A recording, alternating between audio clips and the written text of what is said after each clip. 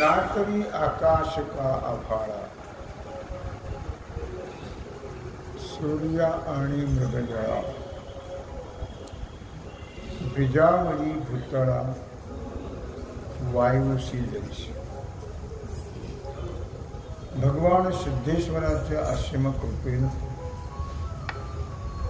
श्री रुक्मिणी पांडुरंगाच्या चरणावर बसून श्री सद्गुरु ज्ञानेश्वर महाराज, श्री जगद्गुरु तुकाराम महाराज, श्री संत एकनाथ महाराज यांच्या चरण सानिध्यामध्ये आपण सर्वजण मिळून महान ग्रंथराज ज्ञानेश्वरीच्या 18व्या अध्यायाच्या 270 ओवीचा आपण विचार करतो आहोत. विषय आहे संन्यास. नातरी आकाशा का आभाळा, सूर्य आणि मृगजळा, बिजावळी भूतळा, वायुसी जैसी. आकाश, आभाळ म्हणजे मेघ, सूर्य आणि मृगजळ. सूर्य आणि मृगजळ, पृथ्वी आणि वायू यांच्यामध्ये पुष्कळ प्रकारचं भेद आहे. आकाश आणि ढग याच्यात फार मोठा भेद आहे. लक्षात ठेवा, आकाश वेगळं आहे. आकाश म्हणजे पोकळीच आहे. आकाश म्हणजे काही कढईसारखा भाग नाही आहे. हे जे काही तारे आहेत ते तारे गुरुत्वाकर्षणाने आहेत. ते काय एखाद्या मंडपाला चांदण्या चिकटवते खोलत असं नाही येते काय. हे आधार आहे सगळं. आणि आकाश म्हणजे नुसती पोकळी. तुम्ही कुठपर्यंत जा. चंद्रावर गेले की नाही माणसं गेले. आकाश हाती लागलं का त्यांच्या? आकाश नाहीच आहे, नुसती पोकळी आहे ना. पण वरती मात्र जेवढं तुम्ही वर जाल तेवढं ऑक्सिजन कमी पडत जात. एवढं वरती जाल तेवढं कुठपर्यंत जरी गेला तरी आकाश म्हणून तुम्हाला काही सापडणार नाही. आकाश म्हणजे अवकाश. अवकाश म्हणजे पोकळी, दुसरं काहीच नाही. मग आम्हाला एक कढईसारखं दिसतं ते फार दुर्तादोषाने तसं दिसतं. दुर्तादोष. जसं आपण एखाद्या खोल विहिरीत पाहिलं की काळं दिसतं. काळं आहे का? दुर्तादोष आहे.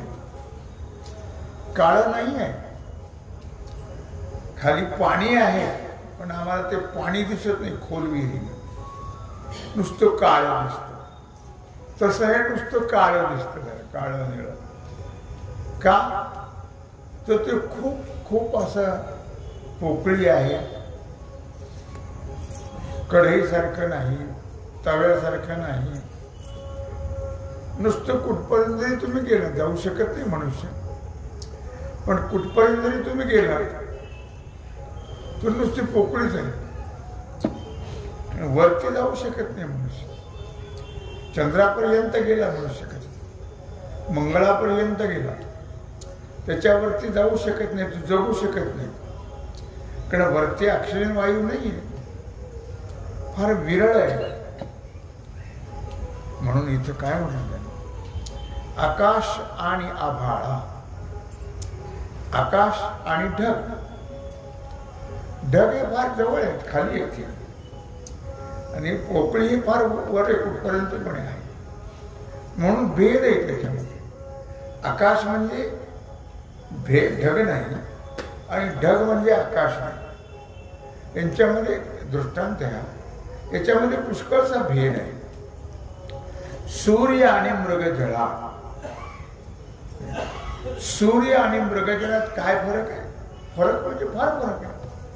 सूर्य वेगळा आहे, मृगजळ हा भास आहे. सूर्याच्या ते सुद्धा मृगरोहिणी नक्षत्रामध्ये जे ऊन पडल्या जातं भयानक कडक, आणि त्या बरडभूमीतून त्या उन्हाने वाफा निघतात, आणि त्या वाफा आपल्याला पाण्यासारखे दिसतात. त्याला दृष्टांत म्हणजे सध्या डांबरी रोड मधून दुपारी अशा वाफा निघतात आणि पुढं आपल्याला पाण्यासारखं दिसतं. पाणी नसतं ते आपल्याला, तर रोडवर पाणीचंही काही पाणी नसतं, पण त्या वाफा ज्या निघतात त्या डांबरामधून त्या दिसतात पाण्यासारखं. तशा जमिनीतून उखरभूमी बरडभूमी जी आहे ते सूर्याच्या तीव्र किरणाने त्या वाफा निघतात आणि त्या वाफा लांबून पाण्यासारख्या दिसतात, आणि त्या पाण्यासारख्या त्या मृगरोहिणी नक्षत्रामध्ये पाणी फार कमी असतं आणि कमी होतं. मग त्या हरणाला खूप तहानलेले असतात. मग त्यांना वाटतं हे पाणीचंही काही की, म्हणून ते बिचारे धावतात धावतात धावतात. कोणासारखे कोणासारखे धावतात? हा, आपल्यासारखे म्हणजे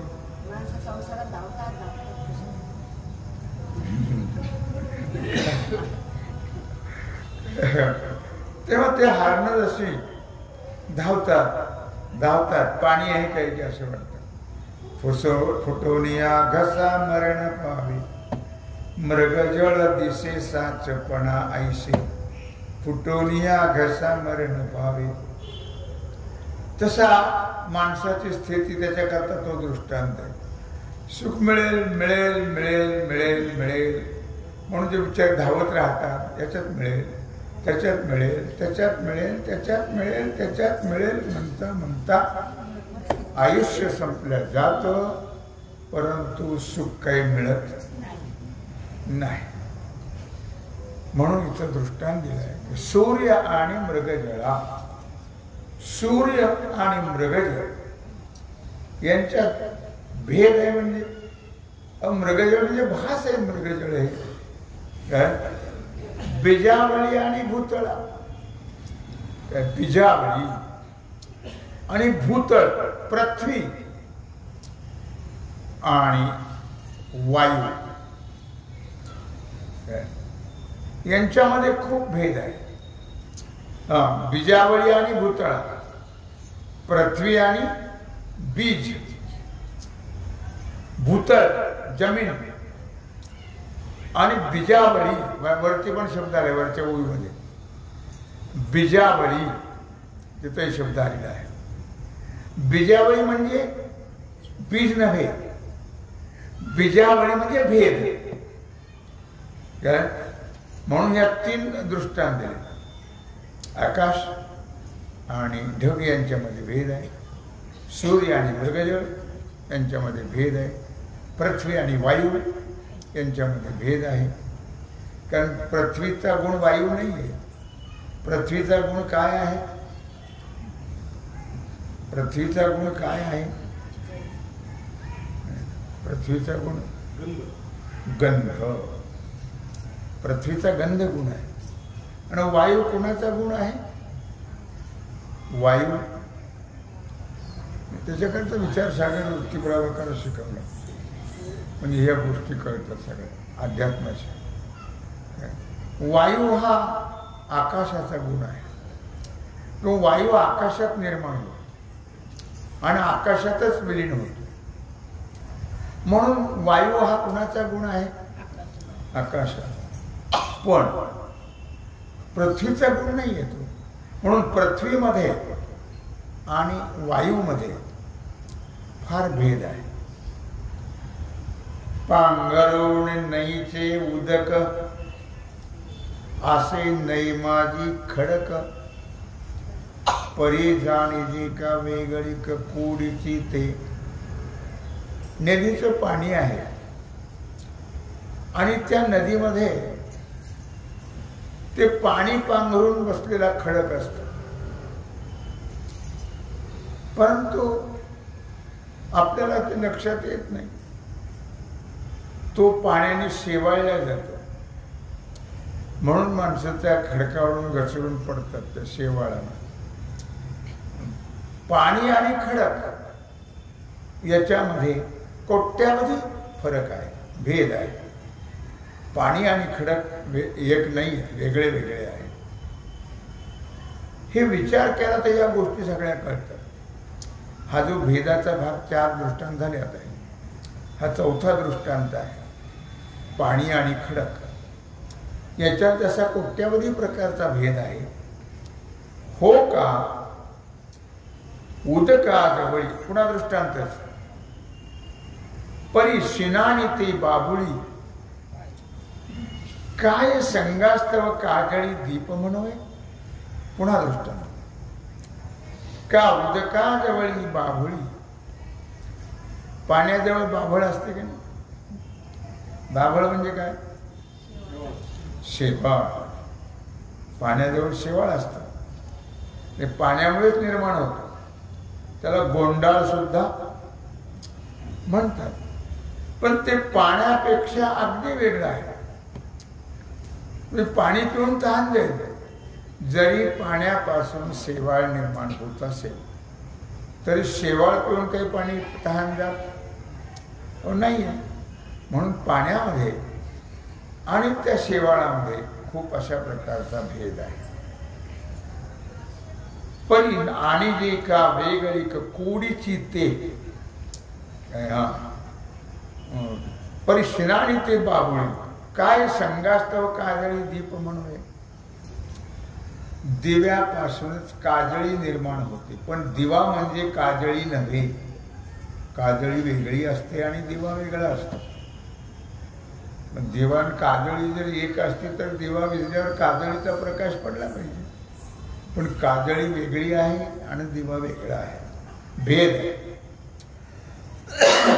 पुन्हा दृष्टांत देतात, जरी चंद्री झाला कलंक तरी चंद्रेशी नव्हे एक, आहे दृष्टी डोळ्या विवेक अपाड जे तुला. जरी चंद्री झाला कलंक, इंद्रा पडली भग, चंद्र झाला काळा, नारद चुकला चाळा, भजनाचा कलंक. चंद्राच्या ठिकाणी काय आहे? कलंक आहे. पण लक्षात ठेवा, चंद्री झाला कलंक तरी चंद्रेशी नव्हे एक. जरी तो कलंक असेल तरी तो कलंक चंद्राशी एकरूप होऊ शकत नाही. कलंकाचा आणि चंद्राचा भेद आहे.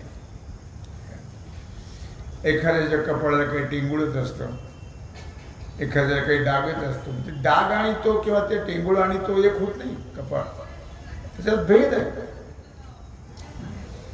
आहे दृष्टी डोळ्या विवेक अपार जी तुला. दृष्टी आणि डोळे हे दोन्ही एक आहेत का? नाही.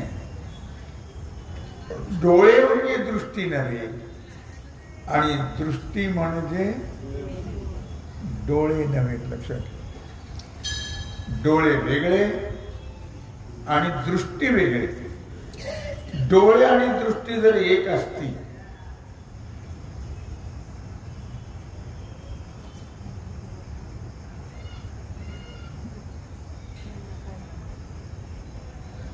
तर आंधळ्या माणसाला सुद्धा दिसायला पाहिजे.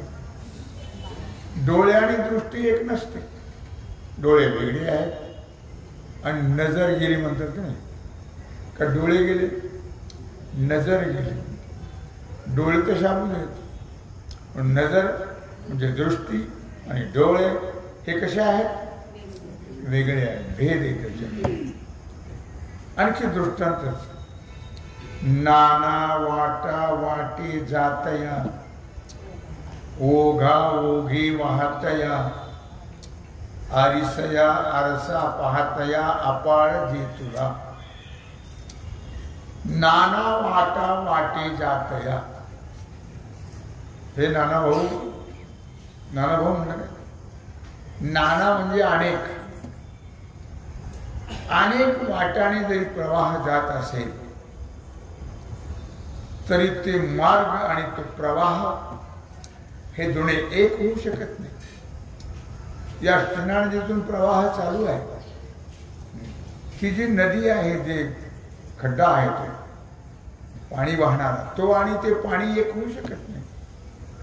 आम्ही त्यालाच म्हणतो पाणी, त्यालाच शिना म्हणतो, त्यालाच काय ते शिना नदी म्हणजे काय?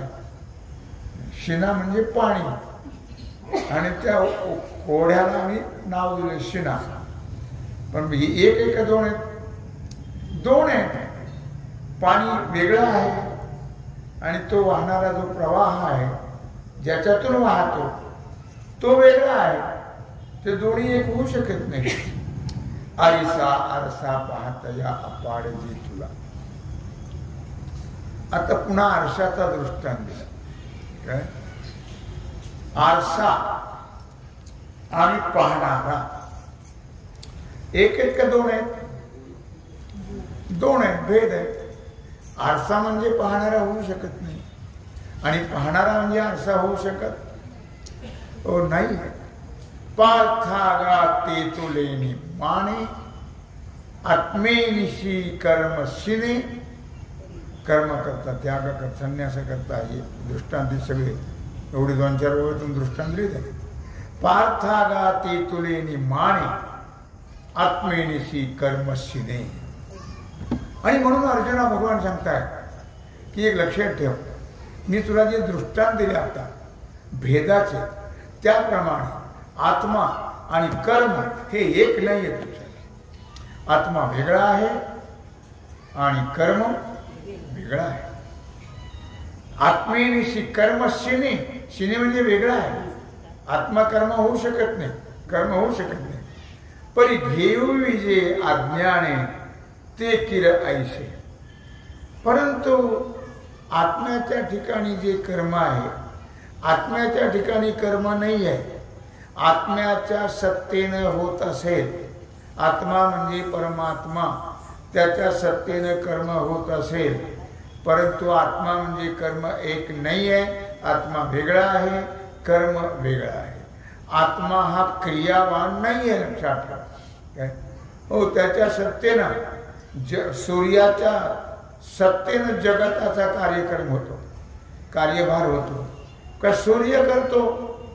नाही, सूर्याच्या सत्तेनं म्हणजे सत्ता तर परमात्म्याची आहे, पण सूर्याच्या किरणाने जगाचा कार्यभार होतो, पण सूर्य करत नाही।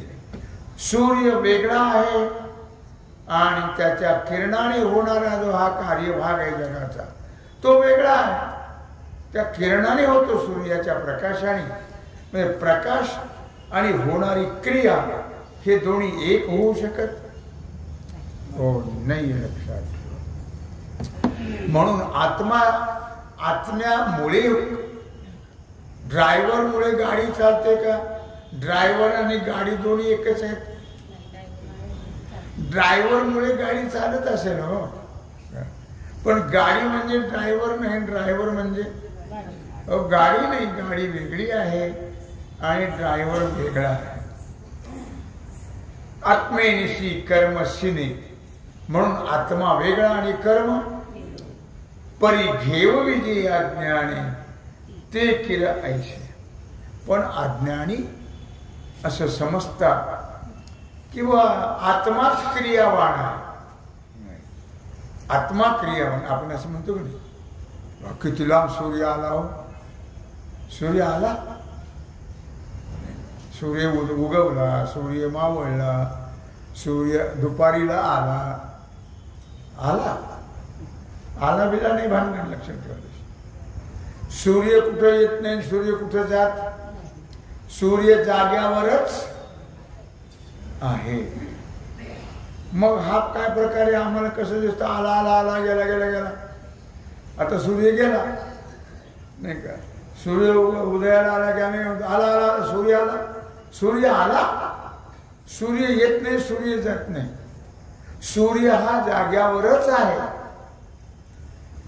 मग कसा हा प्रकार कसा घडतो? ते पृथ्वी फिरते. कळत ना ही पृथ्वी फिरते सूर्याभोवताली भौगोलिक दृष्ट्या, आणि पृथ्वी भोवताली चंद्र फिरतो. कारण सूर्यापासून पृथ्वी झाली आणि पृथ्वीपासून चंद्र झाला, म्हणून चंद्र पृथ्वीच्या भोवताली फिरतो आणि सूर्याभोवताली पृथ्वी फिरते. आणि एक मध्ये आले की ते ग्रहण होतं, दिसत नाही ना. समजा सूर्य आणि पृथ्वी चंद्र यांच्यामध्ये पृथ्वी जर आली किंवा चंद्र आला तर सूर्य दिसत नाही ना. मग त्याला सूर्यग्रहण म्हणतो, चंद्रग्रहण म्हणतो. हे तिन्ही फिरता फिरता एकमेकाचे आड आले की मग त्याला आपण काय म्हणतो, ग्रहण लागलं असं म्हणतो. पौराणिक दृष्ट्या आणि भौगोलिक दृष्ट्या हा वेगळा वेगळा प्रकार आहे. म्हणून म्हटलं या ठिकाणी किंवा आत्मा हा क्रियावान आहे काय? नाही, आत्मा क्रिया करत नाही. आत्म्यामुळे होत असेल.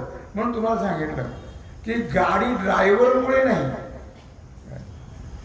किंवा गाडी ड्रायव्हर म्हणजे गाडी नाही आणि गाडी म्हणजे ड्रायव्हर नाही. गाडी तो चालवत असेल पण ड्रायव्हर म्हणजे गाडी. ड्रायव्हर आणि गाडीमध्ये भेद आहे.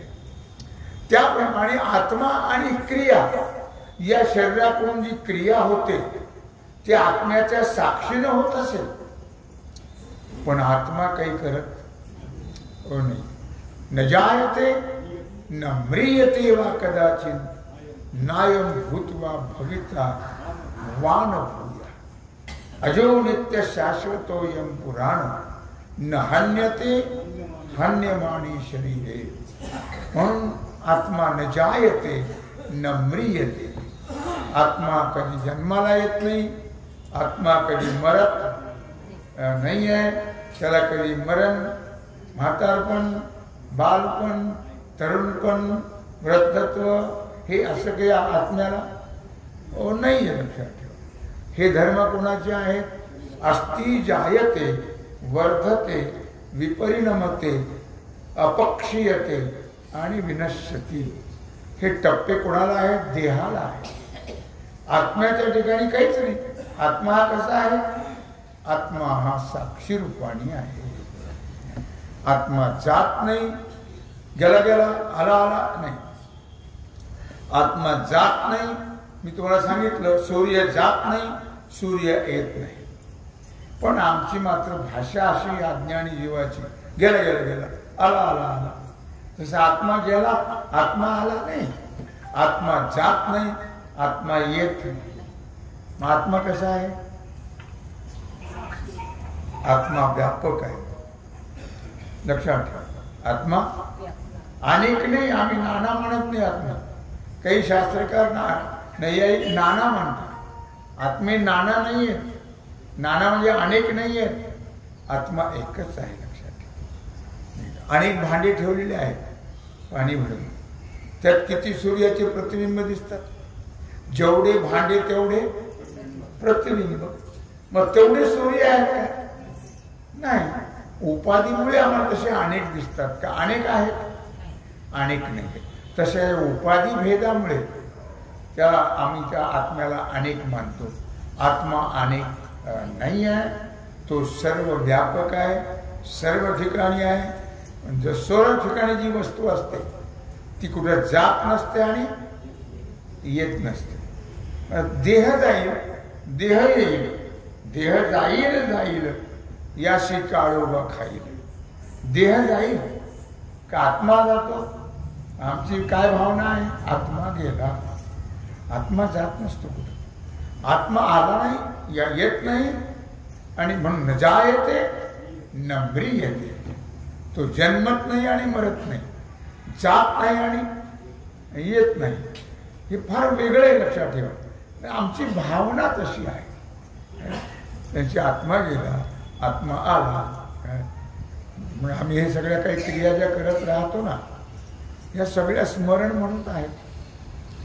बाकी तो येत नाही, जात नाही, काही नाही. आमच्याकडे कुणी आलं की आम्ही सांगत असतो त्यांना की ज्या तारखेला गेले त्या तारखेला तिथी कोणती होती, त्या तिथीला ते येतात. येत नाही ते पण सांगावं लागतं. हो, ज्या तिथीला गेले त्या तिथीला तुम्ही पित्र घाला, म्हणजे ते येतील. भावना आहे ना माणसाची. आता ते कुठं गेले बिचारे, त्यांचा बेपत्ता झाला काय काय. तरी पण आम्ही मात्र म्हणतो नाही का, तिथं त्या अक्षय तृतीयेला सुद्धा त्या मडक्याजवळ काय काय ठेवतो काय लक्षात ठेवा, की त्यांना ती सवय होती म्हणे. गायच्या पुडी ठेवतो, नाही का, बाटली ठेवतो छोटी तिथं भरून, कशाने काय काय ठेवतात. हा आपला शहाणपणा आहे ना, नाही आपला शहाणपणा आहे. तसं काही नाही लक्षात ठेवा. ते बिचारं येत नाही, जात नाही, स्मरण आहे. हे पक्ष आहे, श्राद्ध आहे, काय अक्षय तृतीया आहे, हे निदान चलावं, त्यांचं स्मरण व्हावं. त्या निमित्ताने कोणी त्यांची आठवण नाही तर कोण आठवण करतो. पुढे गेले ते निधाई झाले, वाणीतीने त्याची सीमाळी, बळीया गळा पाळी लोक पाळा, रिघ नाही कळी काळा रे, नाचत जाऊ त्याच्या गावा खेळिया, सुख देईल मी सवारे. मुद्दा मला सांगायचा काय, की अशा प्रकारे की आत्मा जो आहे त्या आत्म्यामुळे कुठल्याही प्रकारची क्रिया आत्मा करत नाही, आत्म्यामुळे होते.